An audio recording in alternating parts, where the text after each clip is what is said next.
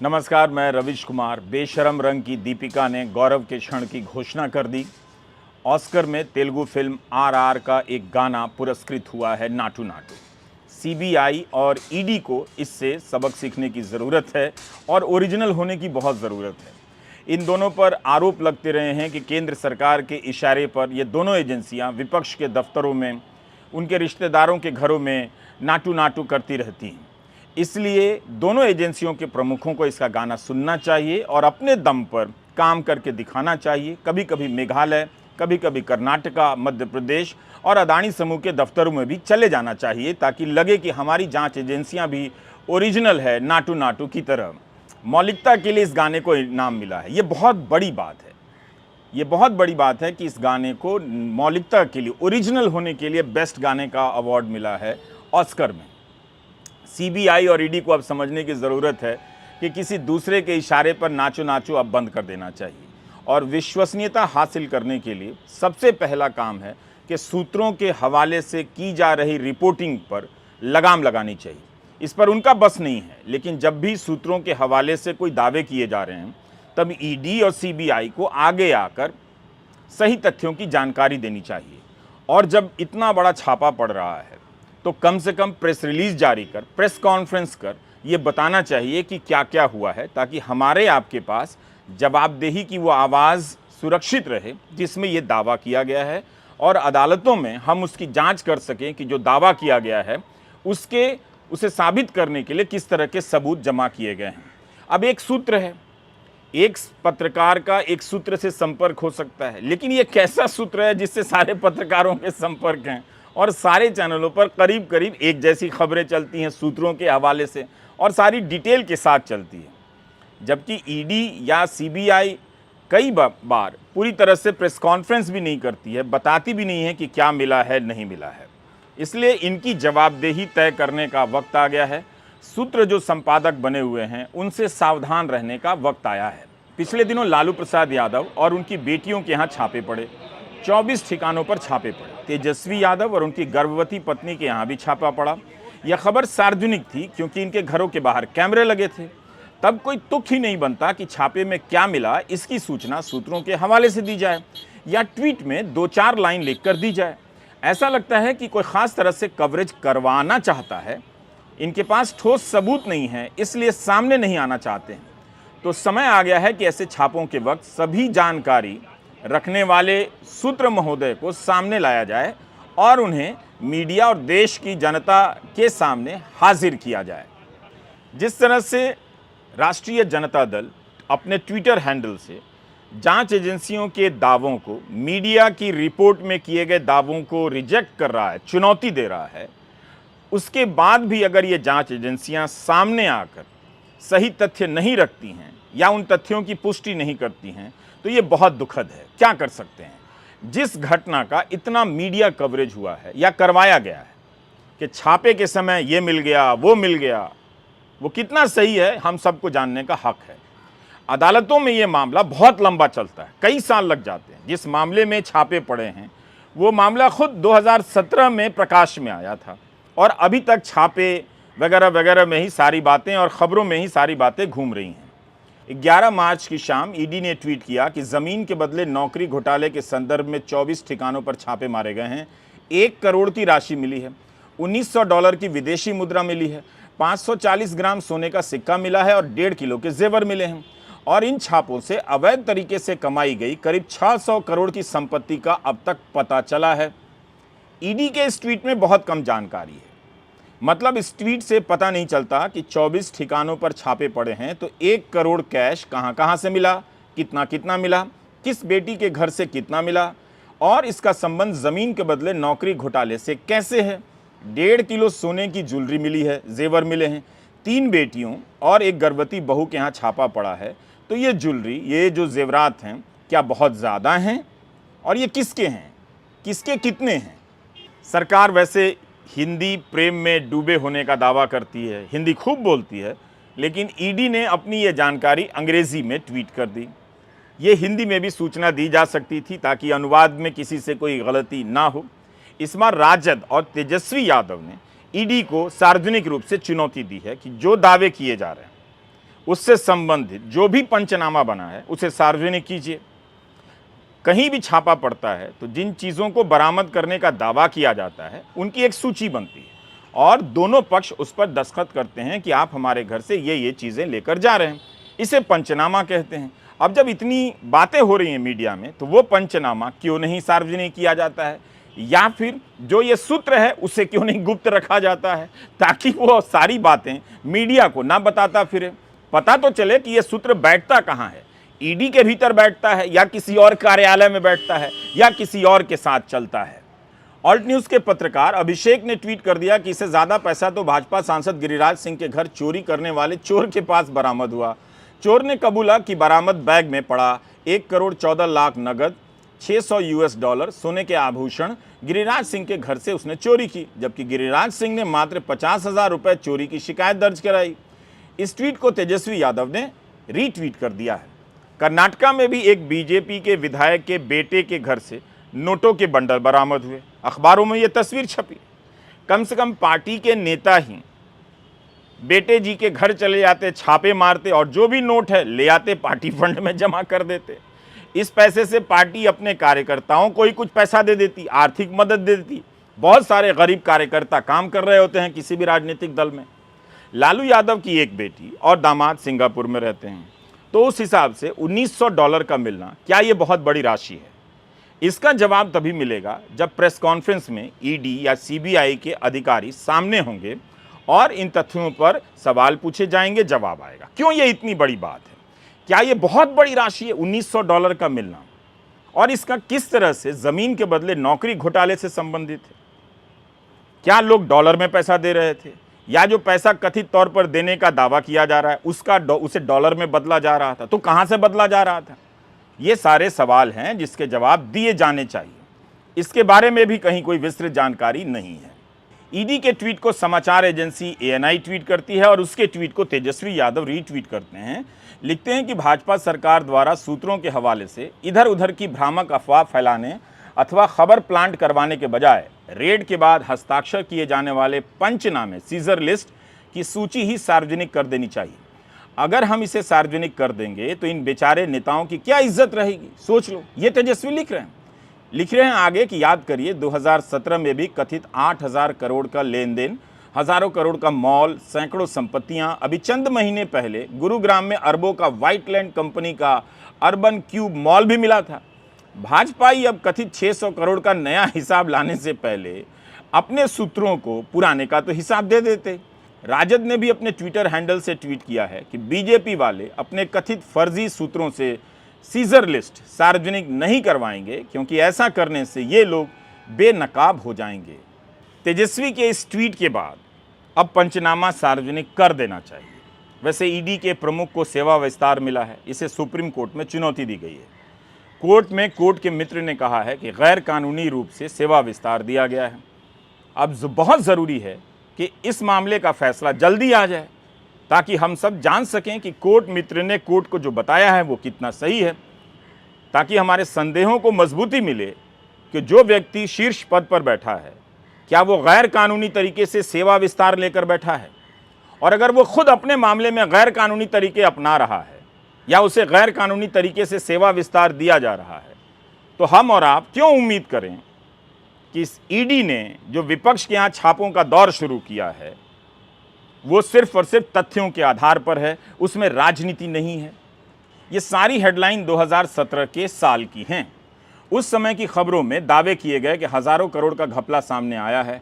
सूत्रों के हवाले से जनता के दिमाग में यह बात ठेल दी गई और उसे तब जोर जोर से नहीं बताया गया। जब 2021 में सीबीआई ने यही केस बंद भी कर दिया, क्योंकि एफआईआर दर्ज करने के लिए साक्ष्य काफी नहीं थे। लेकिन खबरें चलाई गईं कि लालू प्रसाद यादव को दक्षिण दिल्ली में घूस के तौर पर डीएलएफ से एक प्रॉपर्टी दी गई है, क्योंकि उनको बांद्रा और नई दिल्ली रेलवे स्टेशन में प्रोजेक्ट चाहिए थे। इल्जाम था कि 30 करोड़ की जमीन को डीएलएफ ने 5 करोड़ में शेल कंपनी के माध्यम से खरीदा। फिर उस कंपनी को कथित तौर पर तेजस्वी और अन्य रिश्तेदारों ने 4 लाख में खरीद कर बंगला और अन्य संपत्ति अपने नाम करवा ली। जाहिर है ये सभी साधारण आरोप नहीं थे। अगर यही बात प्रेस कॉन्फ्रेंस के जरिए कही जाती, सवाल जवाब होते, तो हम और आप कुछ समय बाद पूछ सकते थे कि तब तो आपने ये कहा था, आपने तो सबूत और कागज़ मिल जाने के दावे किए थे। अब आप एफआईआर में कह रहे हैं कि एफआईआर दर्ज करने के लिए सबूत नहीं है, पर्याप्त साक्ष्य नहीं है। तो आप समझ सकते हैं कि इन खबरों से किसका मकसद पूरा हो रहा है। दांव पर लगाई जा रही हैं ये संस्थाएं जो भ्रष्टाचार को पकड़ने के लिए बनाई गई हैं, लेकिन बीजेपी शासित राज्यों में बीजेपी के नेताओं के यहाँ आरोप लगने के बाद भी इनकी तरफ से कोई दस्तक देने तक नहीं जाता है। एक वरिष्ठ अधिकारी ईडी से ही जुड़े रहे, इस्तीफा देते हैं, यूपी में चुनाव लड़ते हैं और मंत्री भी बन जाते हैं। क्या इसे राजनीतिक तौर पर जोड़कर ना देखा जाए? बहरहाल आप मई 2021 की खबरों को देखिए। इन खबरों में बताया जाता है कि इस मामले में सीबीआई ने लालू यादव को क्लीन चिट दे दी है, कोई केस ही नहीं बना।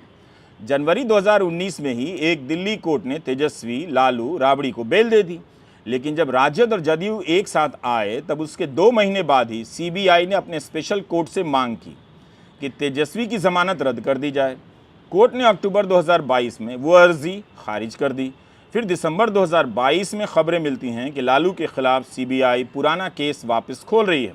नोट कीजिए कि जब लालू रेल मंत्री बने थे तब तेजस्वी 14 साल के थे। अब आप एक बात बताइए कि जब सीबीआई ने क्लीन चिट दी तब क्या मीडिया ने उस तरह से ढिंढोरा पीटा जिस तरह से छापों के वक्त ज़ोर शोर से बताया गया कि लालू प्रसाद यादव के यहाँ से मॉल के दस्तावेज़ मिले हैं, हज़ारों करोड़ रुपए मिले हैं? क्या आपको इस तरह की पुख्ता जानकारी दी गई? पिछले 24 अगस्त को सीबीआई ने गुरुग्राम में एक निर्माणाधीन बन रहे मॉल पर छापे मारे। इसे तेजस्वी यादव की संपत्ति के रूप में पेश किया गया। जिस दिन गुरुग्राम मॉल पर छापे पड़े उसी दिन बिहार में अन्य जगहों पर भी छापे पड़े। 24 अगस्त को ही विधानसभा में नीतीश कुमार को विश्वास मत हासिल करना था, जिसमें भाजपा के सदस्य सदन से वॉकआउट कर गए थे। तेजस्वी शुरू से ही मॉल से अपने संबंध को नकारते रहे। 2 दिन बाद इंडियन एक्सप्रेस ने भी सब रिपोर्ट किया कि व्हाइटलैंड कॉरपोरेशन प्राइवेट लिमिटेड ने कहा है कि सीबीआई का दावा जो था वो गलत है। कंपनी ने कहा कि निजी स्वार्थों के चलते कंपनी की साख खराब हो रही है। तेजस्वी अब कहते हैं कि जब माल भाजपाई का निकला तो सब चुप हो गए। क्या ये बात सही है? क्या इसकी जांच नहीं होनी चाहिए? यह तो और भी गंभीर आरोप है। अगर प्रेस कॉन्फ्रेंस हुई होती तो ये सारे सवाल पूछे जाते, और हुई भी होगी तो इनकी रिपोर्टिंग उस तरह से नहीं की गई होगी ताकि आपको सारे सवालों के जवाब मिल जाते। तो पिछले साल 25 अगस्त को तेजस्वी यादव कई ट्वीट करते हैं इसी को लेकर, और मैं पढ़ता हूं उसे। 25 अगस्त 2022 को तेजस्वी ट्वीट करते हैं कि जिस कंपनी, मॉल और उसके शेयर्स को गोदी मीडिया के सूत्र मेरा बता रहे हैं वो कंपनी 2021 में बनी। उसके 2 डायरेक्टर हैं जो हरियाणा के हैं। 2 लोगों के पास कंपनी के सारे शेयर हैं। दलाल, बिकाऊ और गंदे सूत्रों के अवलोकनार्थ सारे डॉक्यूमेंट सामने रख रहा हूँ। कुछ शर्म बची हो तो खुद को धिक्कार भेजना। 25 अगस्त 2022 को वे ट्वीट करते हैं कि गुरुग्राम के जिस मॉल को गोदी मीडिया के बेगैरत पत्रकार कथित सूत्रों के हवाले से मेरा बता रहे हैं, उन्हें बताना चाहता हूं कि हरियाणा सीएम के साथ साथ बीजेपी के एमपी और गुरुग्राम की बीजेपी की मेयर ने भी उस कंपनी का अनुमोदन किया है। हर प्रोजेक्ट में ये लोग उपस्थित रहते हैं। सीबीआई से इनकी जांच कराओ।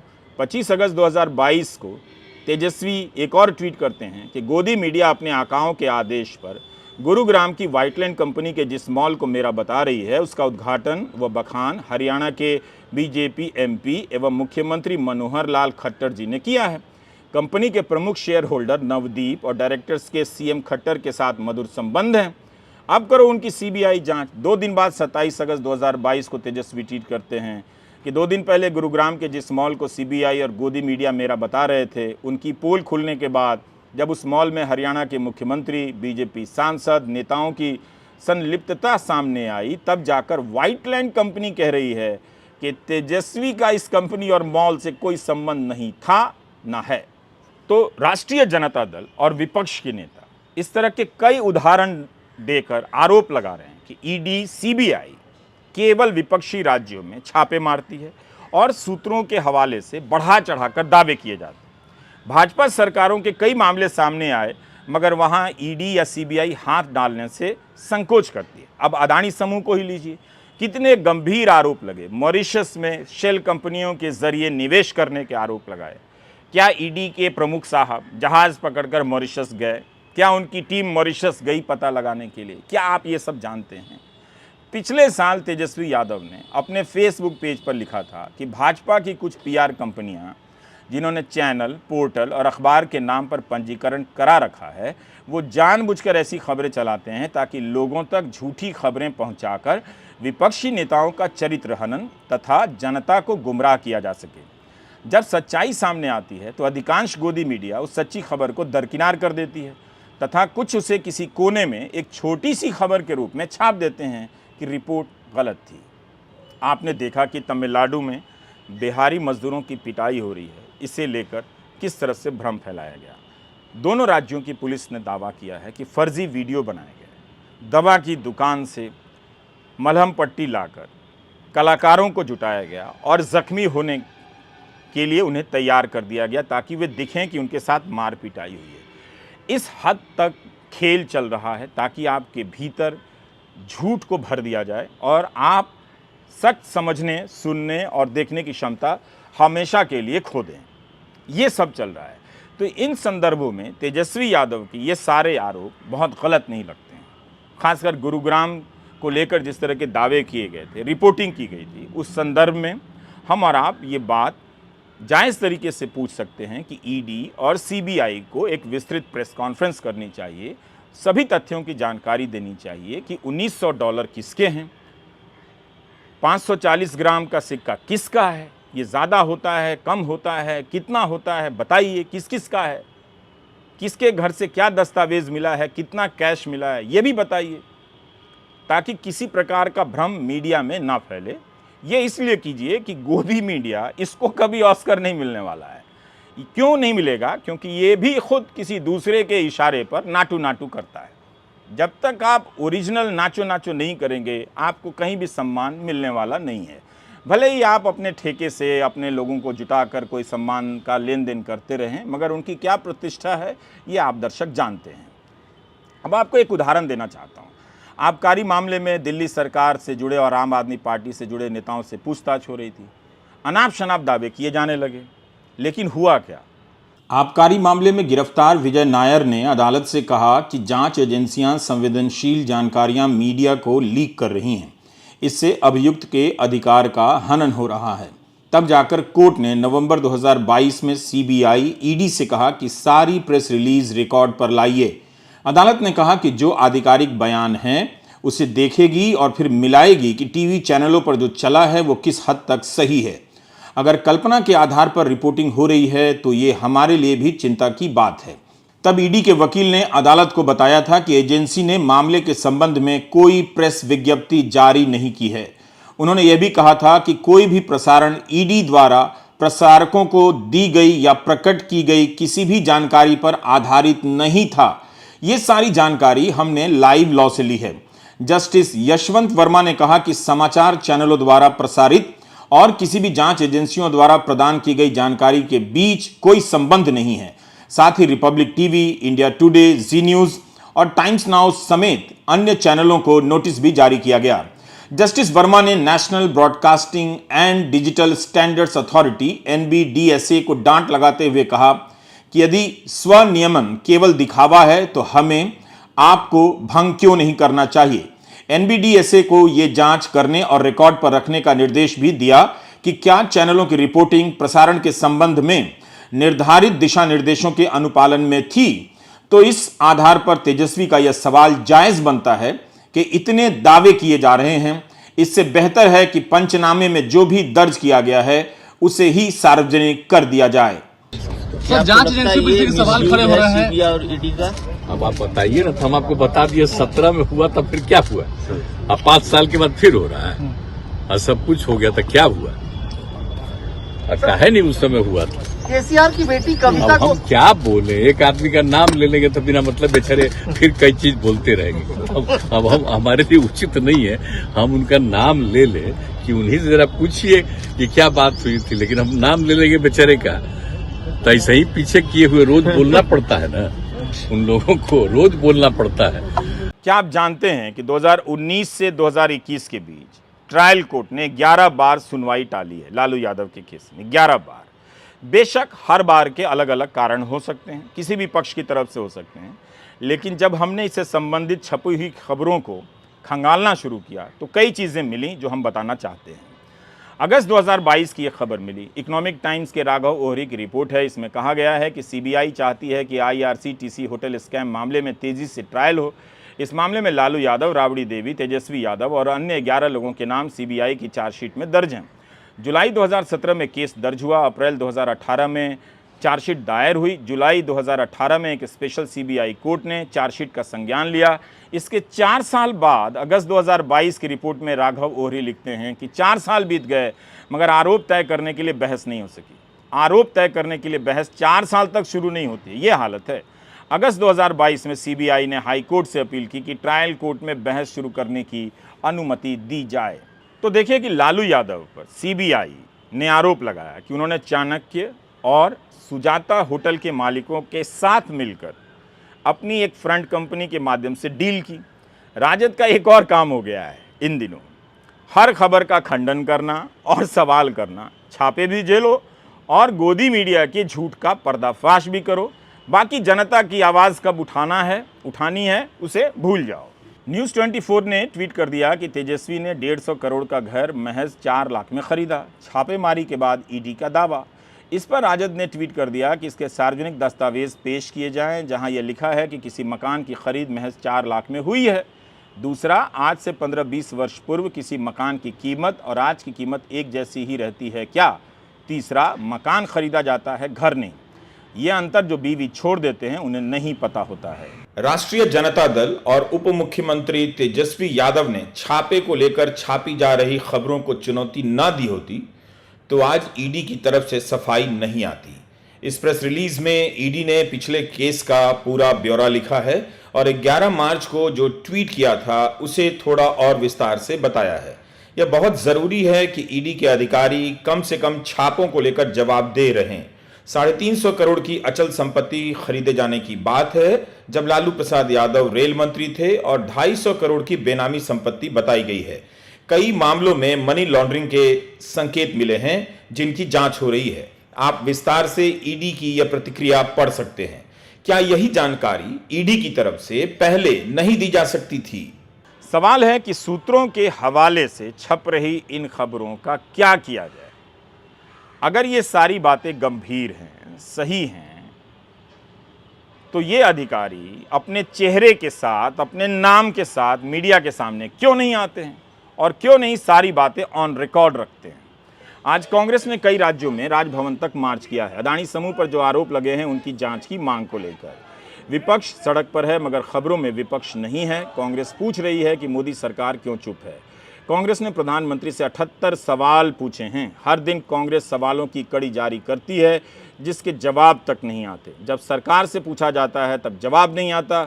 जब विपक्ष से पूछना होता है तो उसके लिए झूठी खबरों का सहारा लिया जाता है। गोदी एंकर गला फाड़कर चिल्लाने लग जाते हैं। अब 12 मार्च की रात को ट्विटर पर तेजस्वी यादव के लिए ट्रेंड होता है। दावा होता है कि 80,000 से ज़्यादा ट्वीट कराए गए हैं और हैशटैग का इस्तेमाल किया जाता है तेजस्वी झुकेगा नहीं। पुष्पा झुकेगा नहीं की तर्ज पर तेजस्वी नहीं झुकेगा का हैशटैग चलता है। लेकिन इसके बाद भी एजेंसियों की तरफ से तेजस्वी के सवालों पर जवाब नहीं आते। सूत्रों के हवाले से रिपोर्ट की गई बातों पर एजेंसियां अपना पक्ष नहीं रखती हैं। तो कुछ होता नहीं है, केवल ट्रेंड होता है और ट्रेंड गायब हो जाता है। भारत की जनता महंगाई दर से एडजस्ट हो चुकी है। उसे इस बोगी में जैसे तैसे बैठकर सफ़र करने से भी अब दिक्कत नहीं है। एक ही टारगेट है, बस पहुंच जाना। इस तरह की यात्राओं ने उसे उम्मीद की न्यूनतम दर के साथ जीने का आदी बना दिया है। हम नहीं जानते कि इनके जीवन में अखबार कितना है, समाचार कितना है। आबादी का यह हिस्सा खबरों से बाहर हो चुका है। रेल मंत्री आए दिन नए नए चमकदार स्टेशनों की तस्वीर ट्वीट करते रहते हैं। आम लोगों के लिए बरसों से इस हाल में यात्रा करने का अनुभव एक ऐसे बायोडेटा की तरह हो गया है जो कोरे कागज़ पर टाइप तो हो जाता है मगर उससे नौकरी नहीं मिलती है। उसी तरह इन आम लोगों के बोलने से अब हालात नहीं बदलते। स्मार्टफोन के आने और नहीं आने का हल्ला यहाँ नहीं है। जब मिडिल क्लास जानकर भी अनजान बना हुआ है तब आम आदमी क्लास से क्या शिकायत की जाए कि उसे पता ही नहीं कि अदानी का मामला क्या है, जांच एजेंसियों पर किस तरह के आरोप लग रहे हैं, अदालत में सरकार के पक्ष क्या हैं। तो सूत्रों को हाजिर करने का वक्त आ गया है। सीबीआई और ईडी ने जो भी पंचनामा तैयार किया है लालू यादव के केस में, उसे सार्वजनिक कर देने का वक्त आ गया है। ये सूत्र कहाँ छिपे हुए हैं, किस मांद में हैं, इन्हें निकालकर एंकरों को हटाकर इन्हें ही बिठा देने का वक्त आ गया है, ताकि जांच एजेंसियां कुछ वक्त पाएं और मध्य प्रदेश चली जाएं, कर्नाटका चली जाएं, मेघालय भी चली जाएं और हिमंता बिस्वा शर्मा के यहाँ भी चले जाएं जो असम के मुख्यमंत्री हैं। जब वे कांग्रेस में थे तो अमित शाह आरोप लगाते थे कि इन पर लगे सारे भ्रष्टाचारों की जांच होगी। अब ये बीजेपी में हैं, तो जब कर्नाटका में 40% घूस लेने के लिखित आरोप लगाने के बाद भी ईडी और सीबीआई जांच नहीं कर रही है, तो यहाँ क्यों जांच करेगी? तो खाली वक्त में ईडी और सीबीआई क्या करेगी? ऐसे तो तनख्वाह नहीं लेगी। इसलिए भी वो विपक्ष के नेताओं के यहाँ चक्कर लगा रही है और सूत्रों के हवाले से दावे करवा रही है। तो हम इस मोड़ पर आ पहुंचे हैं। यहाँ से कहाँ जाएंगे ये आप बेहतर जानते हैं। नमस्कार, मैं रविश कुमार।